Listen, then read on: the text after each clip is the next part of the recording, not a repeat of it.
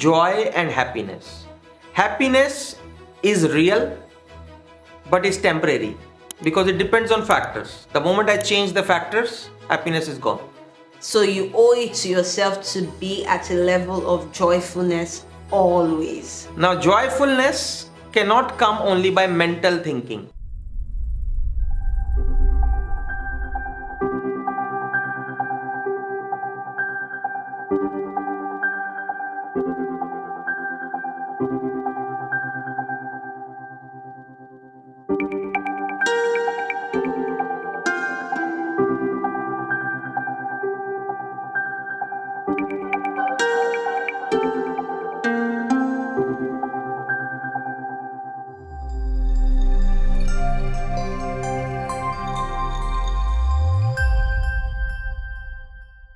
Hello everyone, welcome back to yet another exciting episode of Game of Life. We're excited for this episode. We thank you for joining us again. Those of you that are new subscribers, welcome. To our old subscribers, welcome. My name is Rosemary Willie and I have here with me as always, Devank Shukla. How are you today? I'm good. I'm ready for this episode because I know it will be exciting, because I know we're about to talk about a subject matter that is heavy at the same time light, but I hope that it helps you live a purposeful and fulfilled life. Yes. We'll be talking about emotion today. Again, this is from Spooty Synopsis. So I guess those of you that have the book, you know what we're about to do. You know how the show goes. We would read and you give us insight on what the master has written. So emotion, it says promotion of the emotion results in commotion. I feel like for the first time ever I kind of understand this sentence just by reading it, because it says promotion of emotion results in commotion. So just reading it feels like I understand, but when you think deeply, you're like, okay, so if I have an emotion of happiness, for instance, how does that create commotion? Okay. Emotion of happiness can create commotion also. I can tell you what happens. Sometimes we identify ourselves with the past. Wow. You were very happy when you were there on site in the mountains. Now when you are here, you always remember, see how happy I was, see how happy I was. And then your present, you spoil it because you were happy some time back. Kind of like when I have samosa chat. And then I think about it the whole week. That's the thing. So happiness, attachment to your past happiness, events also can cause commotion, can cause disturbance, can cause sorrow. So he says by any way saying we shouldn't have any sort of emotion, because it says promotion of emotion results in commotion. So what he is saying is promotion of emotion means indulgence in a particular emotion and trying to play it further is a problem. But he is not saying in any way that emotion is a problem as such.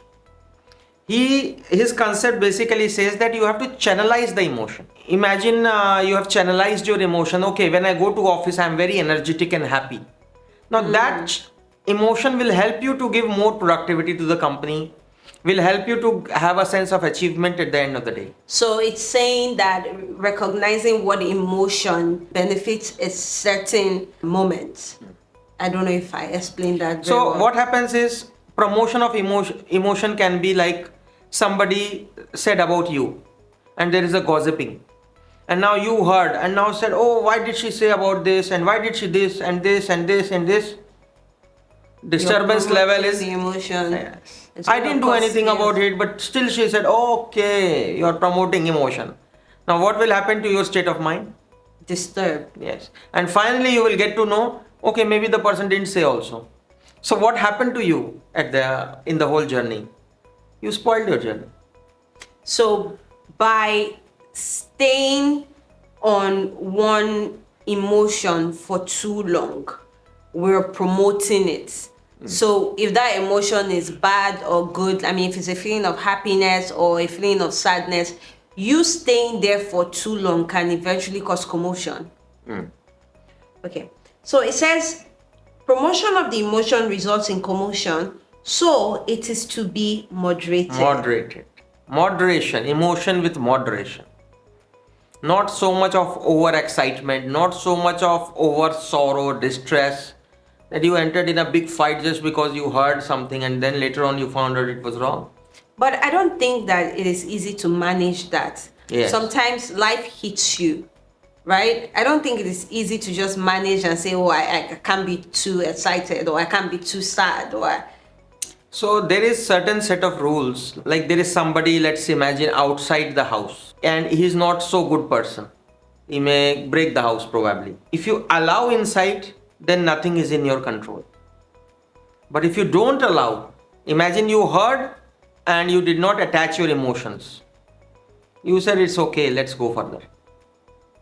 So that is an art where you did not attach and you did not allow that emotion to take a big jump. Again, it is difficult. It is difficult Yes. to detach yourself, Yes. especially when life is happening to you in the moment. Yes. But I think that the lesson to get out of this is, even while it is difficult to say, okay, this is happening to me, maybe I lost some money and I am sad about it. I think it is important to catch that emotion and say, okay, I am sad, but I'm not going to promote that emotion.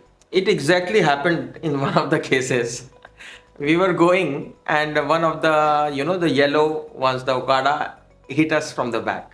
The keke napep. Yes. So driver came back and he started fighting. And then I told him, why are you fighting? First of all, he is an old person. He may not have the money to compensate. And what else you can do? And he's saying sorry. Had he been well off, we could have asked for compensation. But he cannot. So what is the point of fighting? Let's move further. Moderation. Yes. And if we have insurance, insurance will do good.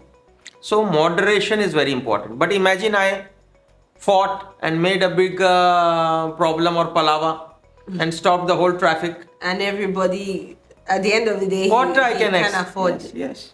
Can you do anything more? So critically analyze the situation and weigh, emotion. Weigh your emotions all the time, and it's very good if we moderate it. So it is very rightly here written, so it is to be moderated. Moderate emotions are better.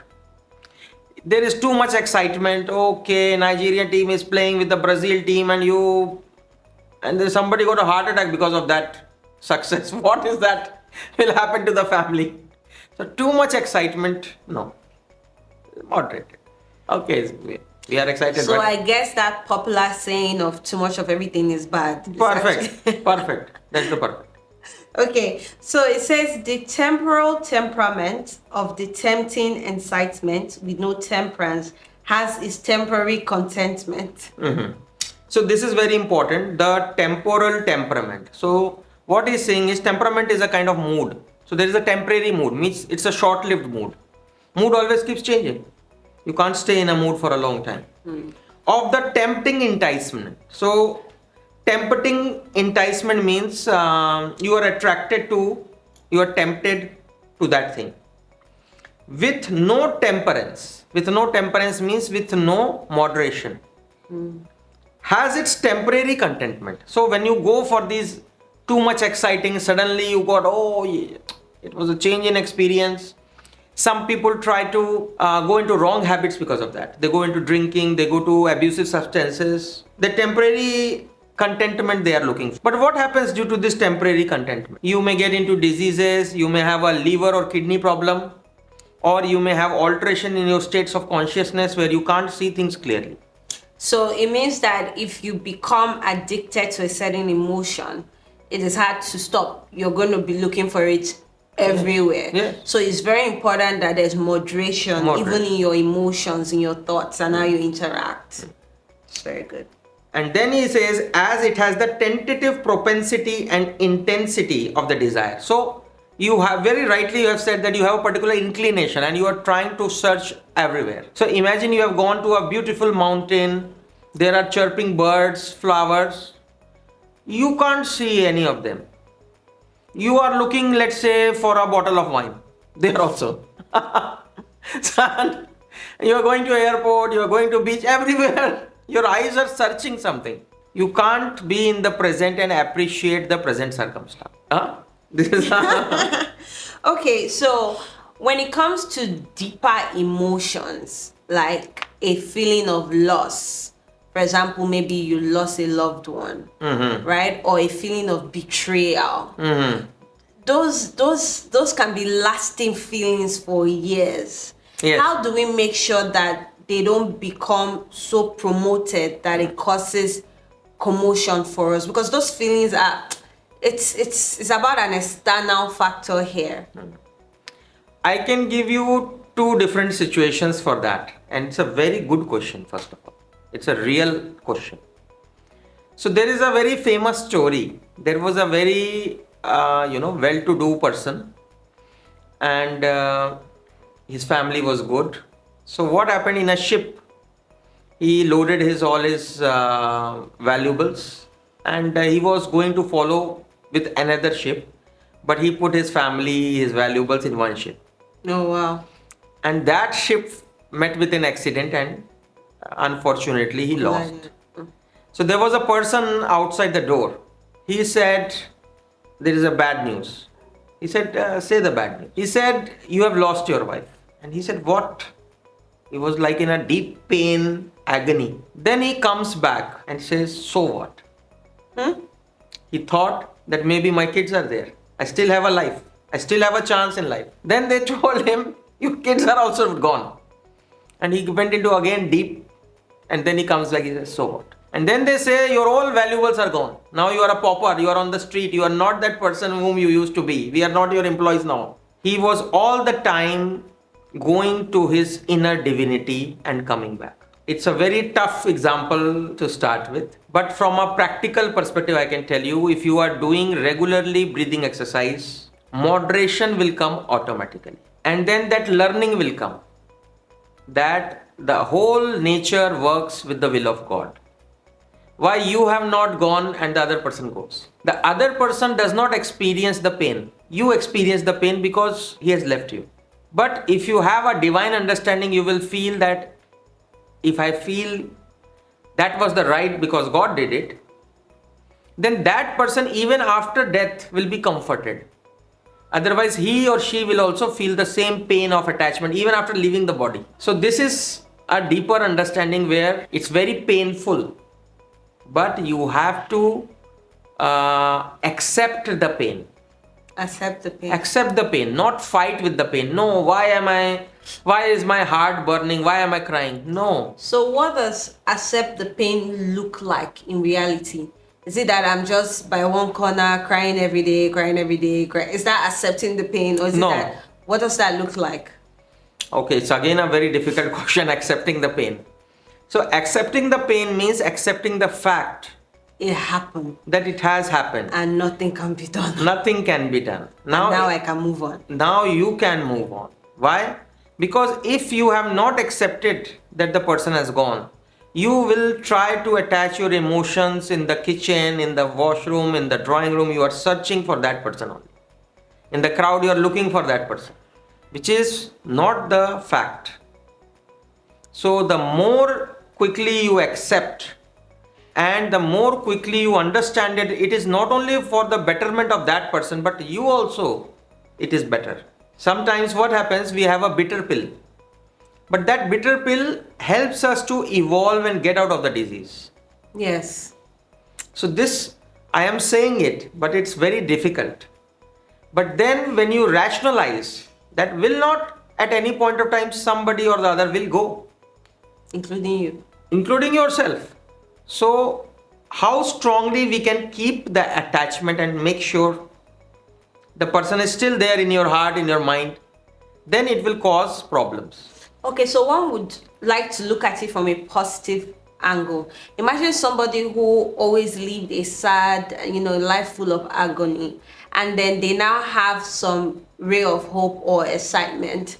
It is saying that even with your positive emotions, it has to be in moderation. But for somebody in that condition, how do they, because I would think that for that person, I want them to promote that feeling of happiness. Yes. But let me say because emotions is a very big universe. So some people, they lose their wife, some people lose their baby. But when they see other babies, they are not happy. Uh-oh. They are not happy. Why? Because they feel, I don't have. Again, the comparison element has come. And you are again in a distress and pain. While if you go inside towards your divinity, you may feel happy even though you will feel it is his baby, but it is also my baby. Okay, let me put it this way. So how do I practically continue? First of all, is happiness different from joy? Yes. Yes. Can you please explain? Because I think that would help my... So happiness depends on factors. Generally, it is external factor. When I go to a movie, I'm happy. I am happy. If I get an ice cream, I am happy. I get a food, I am happy. Alert. External factor is the contributing factor. If somebody comments me on a positive way, I am happy. But joy is something which comes from within. Internal. I am happy for no reason. I am happy because my breath is there, I am alive.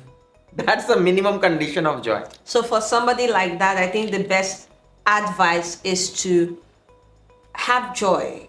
Yes. Is to, how can you even...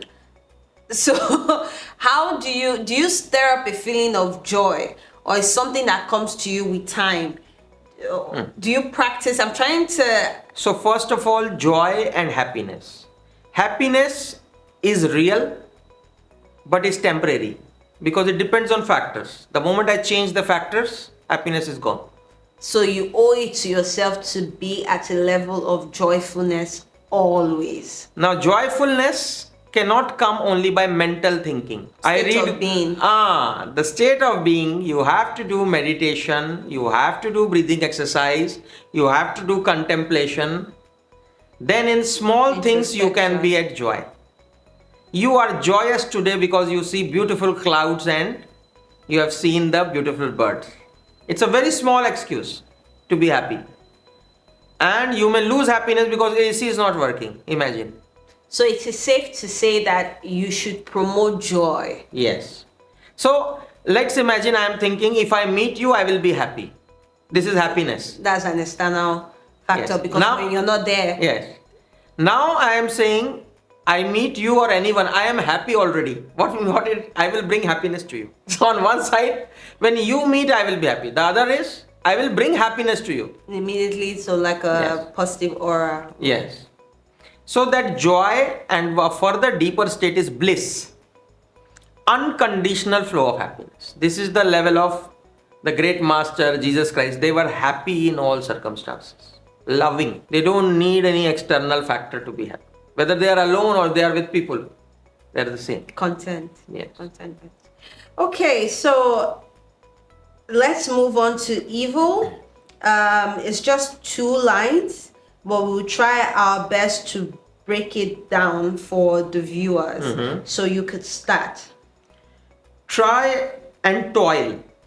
Foil the evil and triumph impelled. Eliminate the evil, elevate the self to soul. So let us go to the first sentence. Try and toil. What he is saying is, put your best efforts, sweat it out. Discipline in yourself, put moderation, adopt practices. Slowly and steadily it will work. Like a cake, it works slowly and steadily.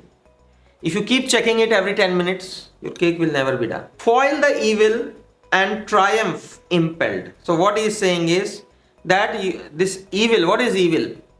We have discussed at a background of ego, pride, vanity. Don't go for it. Bring simplicity in your life. Connect to people in a natural way. Don't try to be something out of the world special. Try to be with people. So are you saying that this is, because when somebody thinks of evil, I mean, even when I saw it, I was thinking about something else. Tell me what is that? Something heavy, something negative, something evil. Okay, let me ask you. Where is evil? Can evil be Where does it exist? in the world? Yes. Where in the world? with individuals, Where in individuals? their actions. No? Okay. I don't have to search evil in this flower vase at the backside. I don't have to search evil in you. All possibility of evil is within me. If I am dead, there is no evil. With my life, evil exists. With my life, goodness exists. So, where are all the factors to identify bad in you? There should be some bad in me which will match. I cannot identify bad if I have never had a bad thought or a bad feeling. So are you saying that people have a tendency to be evil? Right?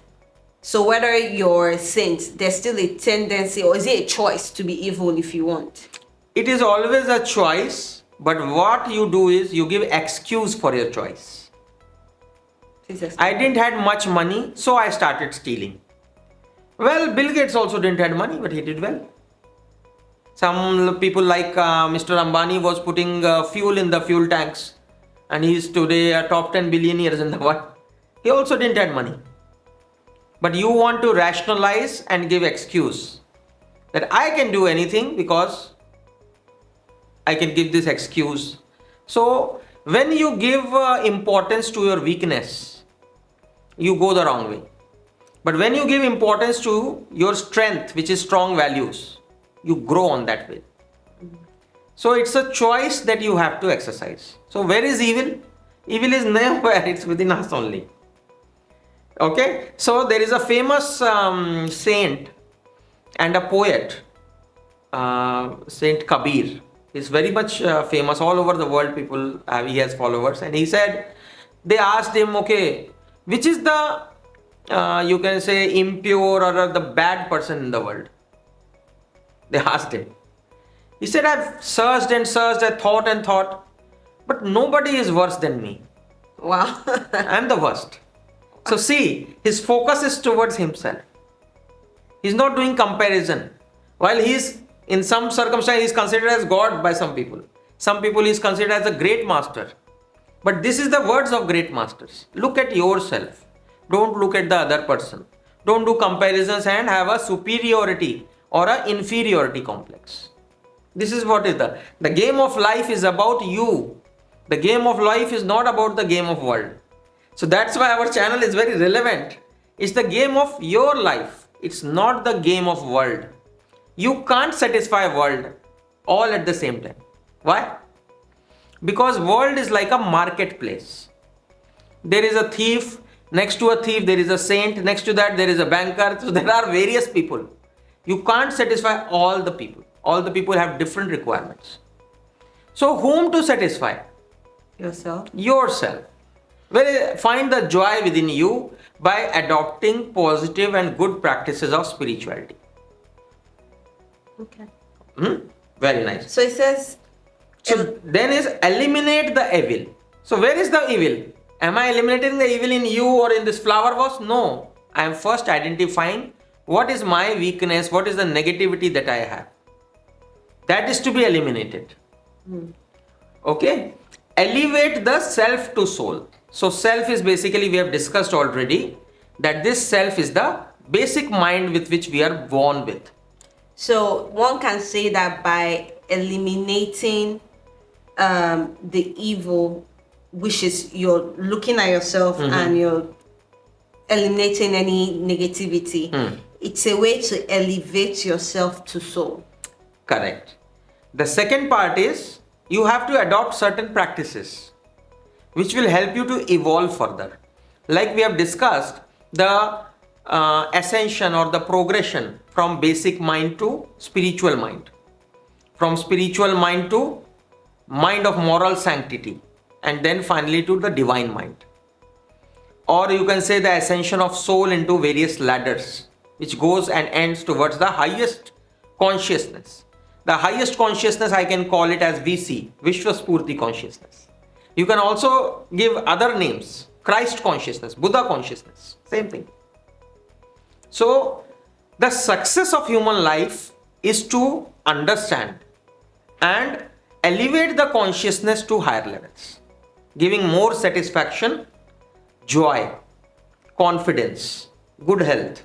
This is the purpose. Very nice. So, linking emotion to evil, right? And with the people that we come across every day, you're trying to say that it is not enough to be worried about the other person's reaction or what they see.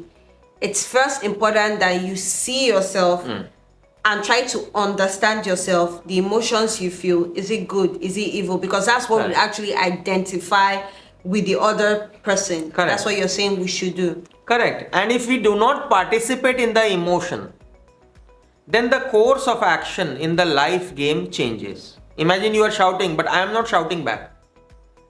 Then I am not participating with you. Imagine I am smiling also. Then what will happen? It changes. You will change. So, participation in the emotion promotion is not happening. Secondly, by having this temperance, which is you can say rationalization or bringing it to normality, you are going into the ascension states. Nice. Okay, that's it, guys. We've explored emotion and evil, and with part B, we'll be talking about facts and truth. It's going to be a very exciting episode because that's the end of this current episode. So if you have the book, please, you can go ahead and read Facts and Truth before the episode comes out, right? You can ask your questions. It will help enrich the conversation further. So thank you so much. Don't forget to like, comment, engage, share this video to help enrich other people's life. Thank you.